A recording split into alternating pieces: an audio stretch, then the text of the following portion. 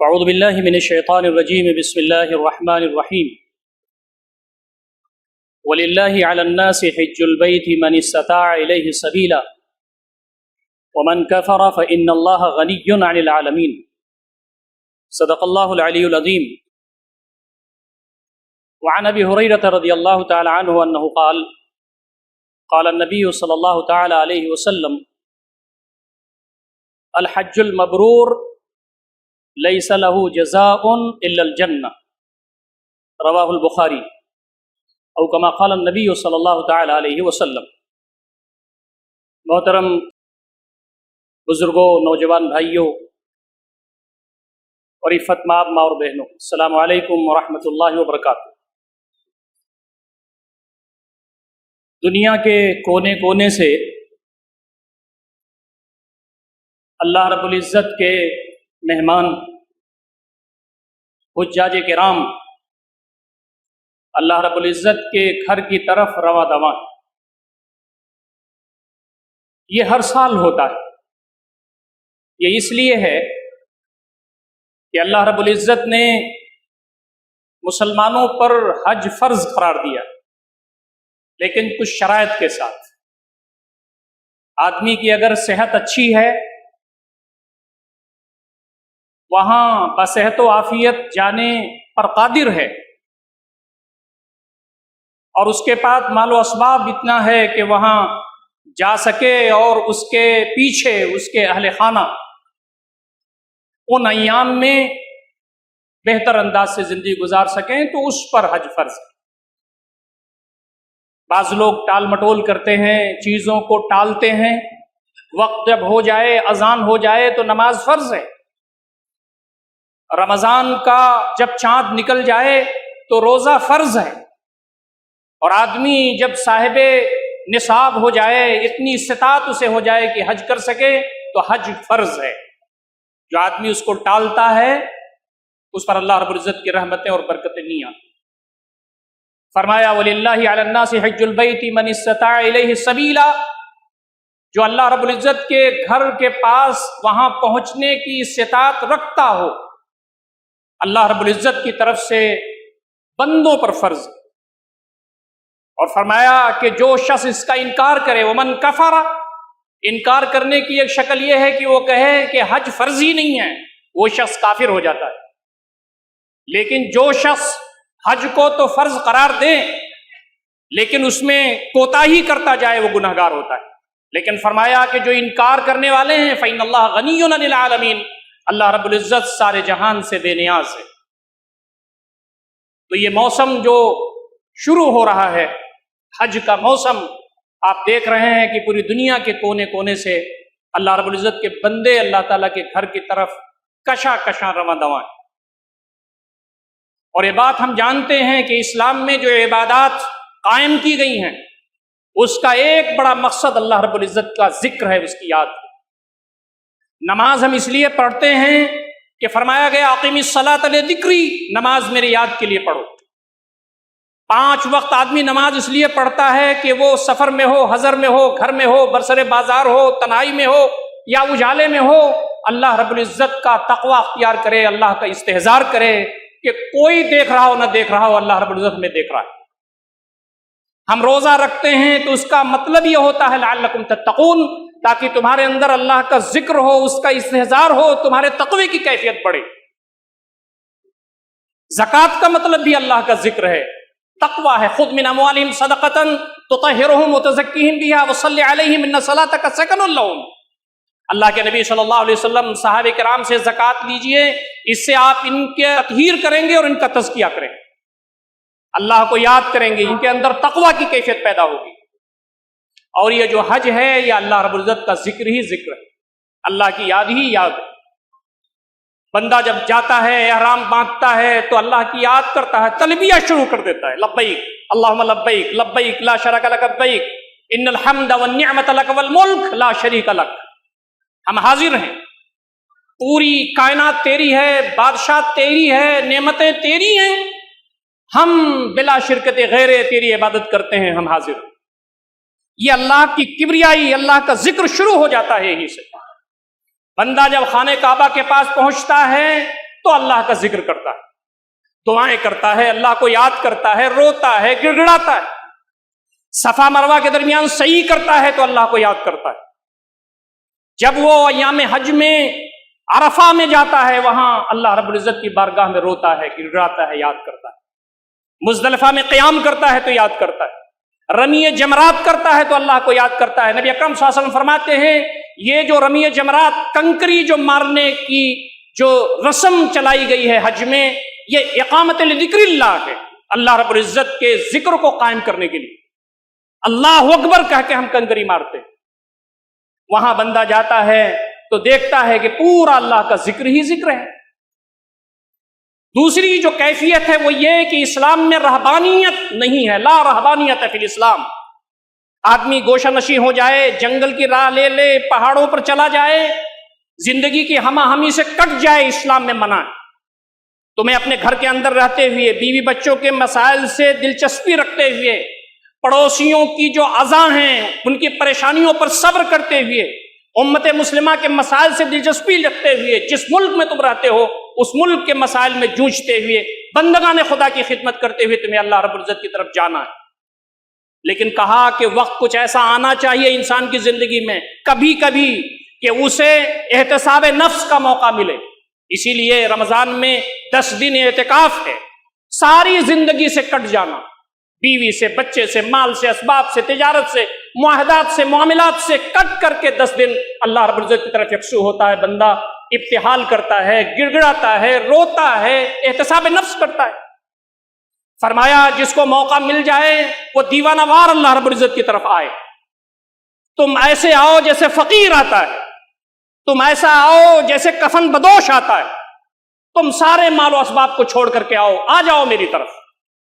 اور بندہ جب وہاں جاتا ہے تو اللہ رب العزت کی ساری چیزوں کو وہ دیکھتا ہے۔ وہ یہ دیکھتا ہے کہ یہ خانہ کعبہ ہے جو اللہ رب العزت کی عبادت کے لیے بنایا گیا، پہلا گھر ہے جو اللہ تعالیٰ کی عبادت کے لیے بنایا گیا۔ حضرت ابراہیم نے اس کو بنایا، حضرت اسماعیل نے مدد کی، یہ زمزم ہے، کنواں ہے، یہاں اللہ رب العزت کا معجزہ ہے، یہ اللہ رب العزت کا گھر ہے۔ وہ دیکھتا ہے، ساری چیزیں اس کے ذہن میں تازہ ہو جاتی ہیں۔ صفا مروہ کے درمیان سعی کرتا ہے تو پورا واقعہ اس کے ذہن میں تازہ ہو جاتا ہے۔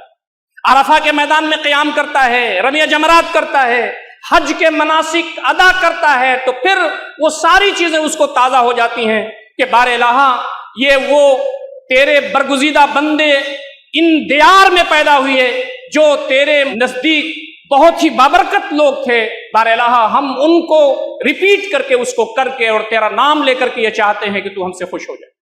ہم گھر چھوڑ کر کے آئے ہیں، کھیت اور کھلیان چھوڑ کر کے آئے ہیں، اپنا بزنس چھوڑ کر کے آئے ہیں، دنیا کی کوئی دلچسپی ہمارے پاس نہیں ہے، سلا ہوا کپڑا نہیں پہنے ہوئے ہیں، جوتے نہیں پہنے ہوئے ہیں، سر ہمارا ڈھکا ہوا نہیں ہے، ہم آ گئے ہیں تیرے دربار میں، ہماری آخری خواہش یہی ہے کہ میرے مالک تو ہم سے خوش ہو جائے اور ہماری مغفرت فرما دے، جنت ہمیں دے دے۔ یہ جو کانسیپٹ ہے دین اسلام کا، یہ عظیم الشان ہے۔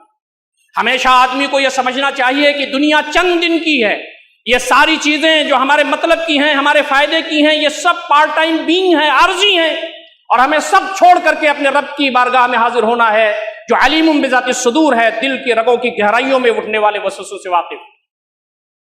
پھر ایک منظر اور بھی ہوتا ہے حج کے اس دوران میں کہ پورے دنیا کے کونے کونے سے اللہ تعالیٰ کے بندے، وہ جو مرکز ہے توحید کا، وہاں اکٹھا ہوتے ہیں۔ اس میں کالے بھی ہیں، اس میں گورے بھی ہیں، اس میں امیر بھی ہیں، اس میں غریب بھی ہیں، اس میں مختلف زبانوں کے بولنے والے ہیں، مختلف علاقوں کے رہنے والے ہیں، پورے دنیا کے کونے کونے سے مسلمان اکٹھا ہوتے ہیں جن کی زبان پر صرف جاری ہوتا ہے کہ میرے مالک تو میرا رب ہے، میں حاضر ہوں۔ وہاں یہ مسلکی اختلافات ختم ہو جاتے ہیں، وہاں حنفی کوئی نہیں ہوتا، وہاں مالکی کوئی نہیں ہوتا، وہاں شافعی کوئی نہیں ہوتا، وہاں حنبلی کوئی نہیں ہوتا، وہاں اہل حدیث کوئی نہیں ہوتا، وہاں شیعہ کوئی نہیں ہوتا، وہاں سنی کوئی نہیں ہوتا، وہاں کوئی عصبیت نہیں ہوتی، سب بارگاہ عزتی میں حاضر ہیں اور کہتے ہیں میرے مالک ہم آ گئے۔ یہ ہے آفاقی امت کا تصور کہ تمہارا رب ایک ہے، تمہارا مرکز توحید ایک ہے، تمہارا رسول ایک ہے، تمہارا قرآن ایک ہے، تم ایک امت ہو، ان هذه امتکم امۃ واحدہ وانا ربکم فاعبدون، تمہاری یہ امت ایک امت ہے، میں تمہارا رب ہوں، میری بندگی کرو۔ یہ ساری چیزیں جو ہم نے بنا لی اور جس کی وجہ سے ہمارے درمیان عصبیتیں پیدا ہو گئیں اور جس کی وجہ سے ہم نے اپنے درمیان گھروندے بنا دیے، حج کا میدان اس کی نفی کرتا ہے اور کہتا ہے وجاہدوا فی اللہ حق جہادہ هو اجتباکم، اللہ کے راستے میں تم محنت کرو۔ سورہ حج کی آخری آیات ہیں یہ، اللہ کے راستے میں محنت کرو، جیسا محنت کرنے کا حق ہے اس نے تم کو چن لیا ہے امت مسلمہ کے لوگوں۔ یہ دین تمہارا آسان ہے، وما جعل علیکم فی الدین من حرج، دین میں کوئی تنگی نہیں رکھی۔ یہ حنفی کی تنگی، یہ شافعی کا تنگی، یہ اہل حدیث کے جھگڑے، یہ بریلوی کے جھگڑے، یہ شیعہ اور سنی کے جھگڑے، وما جعل علیکم فی الدین من حرج، دین میں کوئی تنگی نہیں رکھی۔ ملت ابیکم ابراہیم، تمہارے باپ ابراہیم کی سنت ہے، یہ تمہارے باپ ہیں جنہوں نے گھر بنایا، یہ تمہارے باپ ہیں جنہوں نے یہاں پر پہلی وہ چیز قائم کی کہ اللہ رب العزت کی بندگی یہاں پر ہو سکے، اور وہ راستہ نکالا کہ جس کے ذریعے دین اسلام کے جو فرزندگان ہیں وہ اس سے فیض یاب ہو سکیں۔ قرآن مجید میں تفصیلات اس پر بتائی گئی، آدمی وہاں جاتا ہے تو ساری چیزیں بھول جاتا ہے۔ کوئی ساؤتھ افریقہ سے آیا ہوا ہے، کوئی امریکہ سے آیا ہوا ہے، کوئی یورپ کے کنٹریز سے آیا ہوا ہے، کوئی بر صغیر ہند و پاک سے گیا ہوا ہے، کوئی آسٹریلیا کی طرف سے آیا ہوا ہے، کونے کونے سے وہ شخص جو اشہد ان لا الہ الا اللہ و اشہد ان محمد رسول اللہ کہتا ہے وہ وہاں موجود ہے۔ یہ ساری عصبیتیں جو ہمارے درمیان پھیلی ہوئی ہیں، حج آ کر کے ان کی نفی کرتا ہے اور کہتا ہے کہ وہی ہے ہوا سماکم المسلمین من قبل فی ھذا، اس نے تمہارا نام مسلمان رکھا ہے اس شریعت میں بھی اس سے پہلے۔ تم مسلمان ہو، صرف تم نہ حنفی ہو، نہ دیوبندی ہو، نہ بریلوی ہو، نہ اہل حدیث ہو، نہ شیعہ ہو، نہ سنی ہو، تم مسلمان ہو۔ ہوا سماکم المسلمین، اس نے تمہارا نام مسلمان رکھا ہے، من قبل فی ھذا، اس سے پہلے کی بھی شریعت میں اور اس شریعت میں بھی تمہارا نام مسلمان ہے۔ لیکون الرسول شہیدا علیکم وتکونوا شہداء علی الناس، تاکہ رسول تمہارے اوپر گواہ ہو اور تم لوگوں پر گواہ بن کر کے اٹھو۔ دوستو، امت مسلمہ کا یہ پیغام ہے، پوری امت وہاں اکٹھا ہوتی ہے، اور یہ بات قرآن نے کہا ہے انما المؤمنون اخوہ، یہ جملہ نبی اکرم صلی اللہ علیہ وسلم نے خطبہ حجۃ الوداع میں بھی ارشاد فرمایا۔ اے 1,00,000 کچھ ہزار صحابہ کرام جو میرے درمیان موجود ہو، کوئی عصبیت تمہارے درمیان نہیں ہونی چاہیے۔ انما المؤمنون اخوہ، مومن آپس میں بھائی بھائی، ان کا اللہ ایک ہے، ان کا رسول ایک ہے، ان کا مرکز توحید ایک ہے، ان کا قرآن ایک ہے، وہ ایک ہیں۔ یہ حج کا وہ پیغام ہے جو ہم دیکھتے ہیں۔ نبی اکرم صلی اللہ علیہ وسلم نے اسی لیے فرمایا خطبہ حجۃ الوداع میں، جب صحابہ کرام موجود تھے، آپ نے فرمایا لا فضل لعربی علی اعجمی ولا لعجمی علی عربی ولا لاسود علی احمر ولا احمر علی اسود الا بالتقوی ان اکرمکم عند اللہ اتقاکم۔ سنو، میرے سامنے سواد اعظم اکثریت عربوں کی ہے، سن لو، کسی عرب کو کسی عجم پر کوئی فضیلت نہیں ہے، کسی عجم کو کسی عربی پر کوئی فضیلت نہیں ہے، کسی گورے کو کسی کالے پر، کسی کالے کو کسی گورے پر کوئی فوقیت نہیں ہے۔ تم میں اگر وجہ امتیاز ہے تو تقویٰ ہے، اللہ رب العزت کی طرف بڑھنا ہے، اللہ تعالیٰ کے نزدیک زیادہ اس کا ڈر، اس کا خوف، اس کی خشیت رکھنے والا ہونا ہے۔ دوستوں اور ساتھیوں، یہ ہے حج کا وہ پیغام جو ہر سال آ کر کے ہم کو بتاتا ہے کہ چھوٹے چھوٹے جھگڑوں کو ہٹائیں۔ یہ دیوبندی، یہ بریلوی، یہ سارے مسلک آسانی کے لیے پیدا کیے گئے تھے، ہم نے اس کو مشکل کر دیا۔ تو اب نبی اکرم صلی اللہ علیہ وسلم جیسے مسلمان تھے، صحابہ کرام جیسے مسلمان تھے، خلفائے راشدین جیسے مسلمان تھے، ہم صرف مسلمان ہیں، اور قرآن اور جو سنت ہے وہ اتحاد کا نقطہ ہے ہمارے درمیان، جس پر ہم تمام کو اکٹھا ہونا چاہیے۔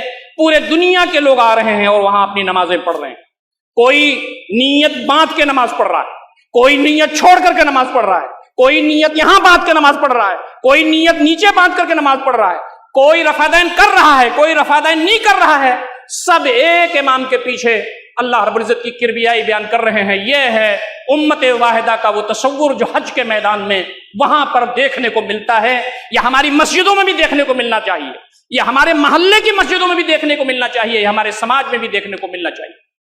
دوسرا جو سب سے اہم پہلو ہے وہ یہ ہے کہ سب برابر ہیں۔ اے بنی آدم، اے آدم کے بیٹو، اے بنی نو انسان، سب تم برابر ہو، تم ایک ماں باپ کی اولاد۔ یا ایھا الناس انا خلقناکم من ذکر وانثی وجعلناکم شعوبا وقبائل لتعارفوا ان اکرمکم عند اللہ اتقاکم۔ اے لوگوں، ہم نے تم کو ایک مرد ایک عورت سے پیدا کیا ہے، تم کو شعبوں میں، جماعتوں میں، قبیلوں میں اس لیے تقسیم کر دیا ہے تاکہ تمہارا آئیڈینٹیفیکیشن ہو سکے، تم پہچانے جاؤ۔ اللہ رب العزت کے نزدیک زیادہ مبارک اور زیادہ محترم وہ ہے جو اللہ تعالیٰ کا تقویٰ اور اس کی خشیت رکھنے والا ہے۔ یہ بات کہی گئی، آپ دیکھیں کہ مساوات ہے دین اسلام میں، سب ایک ہیں، چاہے کالا ہو، چاہے گورا ہو، چاہے وہ امیر ہو، چاہے غریب ہو، سب وہاں موجود۔ اور یہ بات بتائی گئی کہ یہ جو صورتحال ہے یہ عظیم الشان ہے، یہ غیر معمولی ہے، اور یہی وہ چیز ہے کہ جب تمہارے اندر کہیں سے بھی کوئی پریشانی آئے، چاہے یغور کے مسلمان پریشان ہوں، چاہے روہنگیا کے مسلمان پریشان ہوں، چاہے جرمنی میں اور فرانس میں کوئی مسئلہ پیش آ رہا ہو، چاہے فلسطین میں آنسو گر رہا ہو، چاہے شام میں مسلمان کا خون زمین پر گر رہا ہو، تمہیں تکلیف ہونی چاہیے۔ مثل المومنین فی توادہم وتعاطفہم کمثل الجسد الواحد اذا اشتکا منہ عضو تداعی لہ سائر الجسد بالسہر والحمى۔ سارے دنیا کے مسلمانوں کی مثال ایک جسم کے مانند ہے، جب جسم کے ایک ٹکڑے کو، ایک حصے کو تکلیف ہوتی ہے تو پورا جسم تکلیف کو محسوس کرتا ہے اور بخار کی کیفیت میں مبتلا ہوتا ہے۔ کہیں بھی پورے دنیا کے مسلمان اگر تکلیف میں ہیں، ہمارے دل کی دھڑکن کو تیز ہو جانا چاہیے۔ کہیں وہ پریشان حال ہیں تو ہماری زبانوں پر دعا نکلنی چاہیے۔ آج حج کے میدان میں لوگ وہاں اکٹھا ہو رہے ہیں، حج کی تیاری کر رہے ہیں، پورے حج کے ایام میں مسلمانوں کے لیے دعائیں ہوں گی، لوگوں کے درمیان پیار و محبت کی دعائیں ہوں گی، مسلمانوں کے مسائل کو حل کرنے کی دعائیں ہوں گی، لیکن صرف دعاؤں سے کام نہیں ہوتا۔ دعا ضروری ہے لیکن ہمارے اقدام کرنے کی بھی ضرورت ہے۔ اپنے درمیان سے نفرتیں ختم کیجئے، دیوبندی بریلوی کا جھگڑا ختم کیجئے، ہر مسلمان کو گلے سے لگائیے، ہر مسلمان کو اپنے سے اچھا مسلمان سمجھیے۔ امت مسلمہ کے مسائل ہندوستان میں کم نہیں ہیں، اور ہندوستان کے اندر وہ مسائل جو امت مسلمہ کی حیثیت سے ہمارے اوپر آتے ہیں کہ یہاں پر اللہ تعالیٰ کے دین کو پھیلانے کا، اللہ تعالیٰ کا پیغام بندگان خدا تک پیش کرنے کا، سارے انسانوں کے مسائل کو الہی تعلیمات کی روشنی میں حل کرنے کا، وہ غیر معمولی ہے۔ ہمارے پاس لڑنے اور جھگڑنے کا ٹائم کہاں ہے؟ یہ امت مسلمہ کا وہ آفاقی پیغام ہے۔ دوستو، نمازیں تو آدمی پڑھ لیتا ہے، روزے تو رکھ لیتا ہے، عبادات تو کر لیتا ہے، نبی اکرم صلی اللہ علیہ وسلم کا خطبہ حجۃ الوداع، اس کا 99% جو کانٹینٹ ہے، مشتملات ہے، وہ بتاتا ہے کہ لوگوں آپس میں نہ لڑو، آپس میں خون نہ بہاؤ، ایک دوسرے کی عزتوں کا خیال کرو، عورتوں کے ساتھ اچھا برتاؤ کرو، غلاموں کے ساتھ برتاؤ کرو، تم ایک دوسرے کے حقوق کو پامال نہ کرو۔ یہ ہے نبی اکرم صلی اللہ علیہ وسلم کا خطبہ حجۃ الوداع۔ آپ نے یہ نہیں کہا کہ تہجد کی نماز پڑھنا، خطبہ حجۃ الوداع میں تہجد نہیں ملے گا آپ کو، خطبہ حجۃ الوداع میں نفلی نمازیں نہیں ملیں گی، خطبہ حجۃ الوداع میں تسبیحات، تحلیلات، تکبیرات، تحمیدات نہیں ملیں گی۔ خطبہ حجۃ الوداع میں نبی اکرم صلی اللہ علیہ وسلم فرماتے ہیں، اے میرے لوگو، ان دماءکم واموالکم واعراضکم حرام علیکم کحرمت یومکم ھذا۔ تمہارا جو خون ہے وہ تمہارے اوپر حرام ہے، تمہارے جو مال ہے تمہارے اوپر حرام ہے، تمہاری جو عزتیں ہیں وہ تمہارے اوپر حرام ہے، جیسے آج کا یہ دن تمہارے اوپر حرام ہے۔ دوستوں اور ساتھیوں، نبی اکرم صلی اللہ علیہ وسلم نے جاتے جاتے اس امت کو نصیحت کی ہے کہ تمہارا خون نہیں بہنا چاہیے۔ نبی اکرم صلی اللہ علیہ وسلم نے بتایا کہ اس کی حرمت کیا ہے، تمہارا جو خون ہے، تمہاری جو عزت ہے، تمہارا جو مال ہے وہ محفوظ ہونا چاہیے۔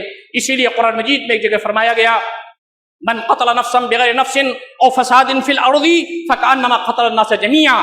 جس نے ایک انسان کو قتل کیا ناحق، اس نے پوری ہیومینٹی اور پوری انسانیت کا قتل کر دیا، سارے انسانوں کا قتل کر دیا۔ ومن احیاها فکانما احیا الناس جميعا۔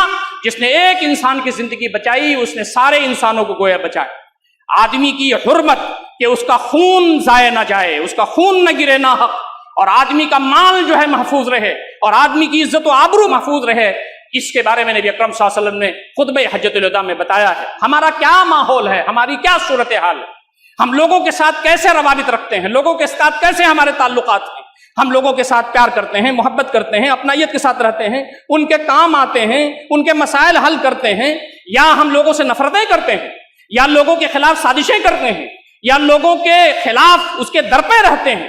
یہ نصیحت کا، عبرت کا، احتساب کا موقع ہے۔ یہ حج کے جو ایام آ رہے ہیں، ہم تمام کو اس کی دعوت دیتے ہیں۔ نبی اکرم صلی اللہ علیہ وسلم نے فرمایا، ساری عصبیتیں میں اپنے پیر کے نیچے روند رہا ہوں۔ یہ جتنی بھی عصبیتیں ہیں، چاہے وہ کسی قسم کا بھی فخر ہو اور کبر ہو، کبر کو میں روند رہا ہوں آج اپنے پیروں کے نیچے۔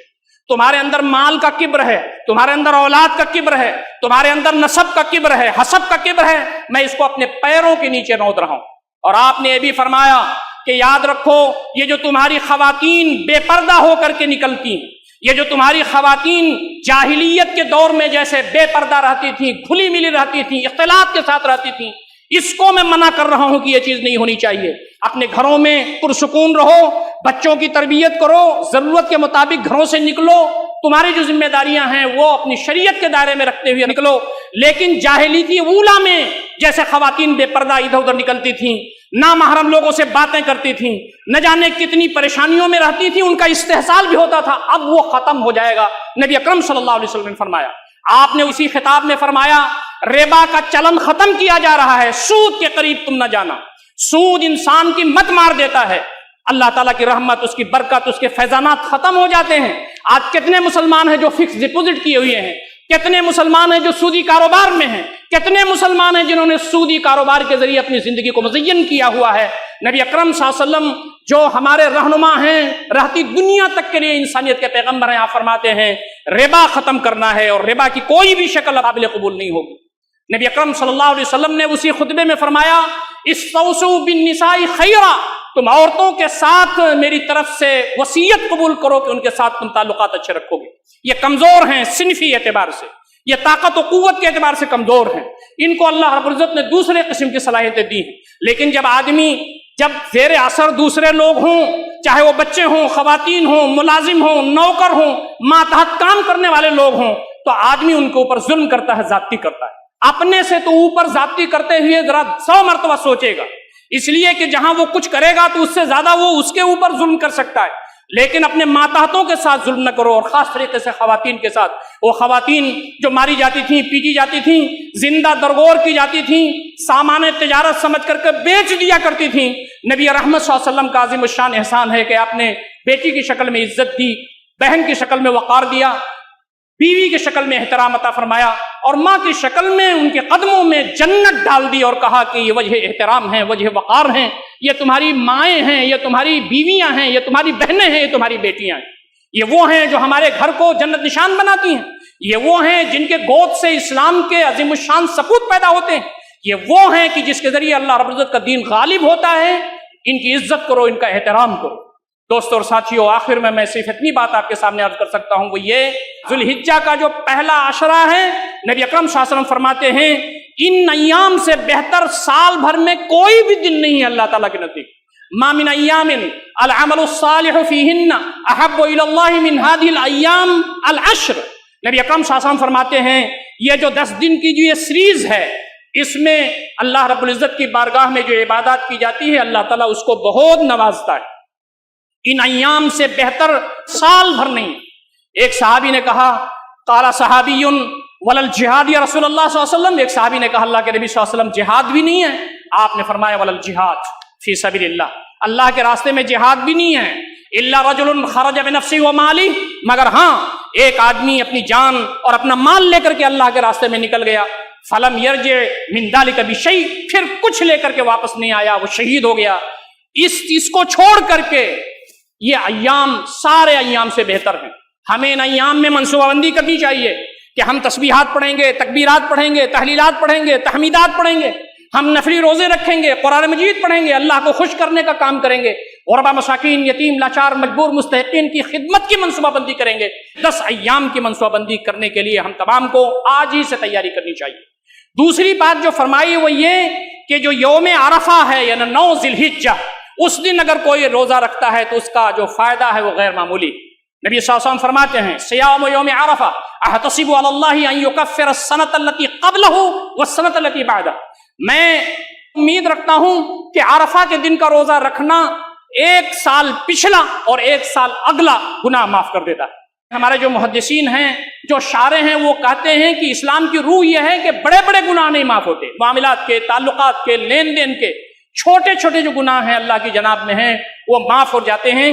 اس لیے ہم کو کوشش کرنا چاہیے کہ ان ایام میں ہم تمام اس کے لیے تیاری کریں۔ اور آخری بات یہ ہے کہ جہاں حجاج کرام وہ سارے مناسک اور مراسم عبودیت ادا کر رہے گے اور کریں گے، ہم بھی یہاں دلی کے اندر ابو الفضل میں اور شاہین باغ میں قربانی کریں گے، اس لیے کہ حضرت ابراہیم علیہ السلام نے بیٹے کی قربانی کی، اس کے بعد سمبولک سیکریفائز کے طور پر حضرت جبریل دمبا لے کر کے آ گئے کہ آپ کا جو خواب تھا آپ نے پورا کیا، آپ فدیہ دے کر کے اس کو گویا کہ اس قربانی کو کر دیجئے۔ اللہ رب العزت نے اس کو جاری کر دیا رہتی دنیا تک کے لیے کہ مسلمان یہ قربانی کرتے رہیں تاکہ ان کو یہ پتا چلے کہ ان کے جو باپ تھے حضرت ابراہیم علیہ السلام نے، انہوں نے بیٹے کی قربانی کی تھی اور یہ فدیہ دے کر کے چھوڑا گیا تھا۔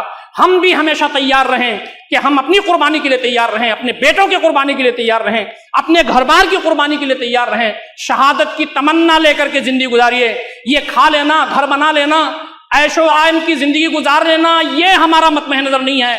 قل ان صلاتی و نسکی و محیا و مماتی للہ رب العالمین، جو کچھ بھی ہے اللہ رب العزت کے لیے ہے۔ تو ہم تمام کو اس نیت سے زندہ رہنا ہے، اپنی عبادات کرنی ہے، اللہ رب العزت کی نعمتوں سے فائدہ اٹھانا ہے۔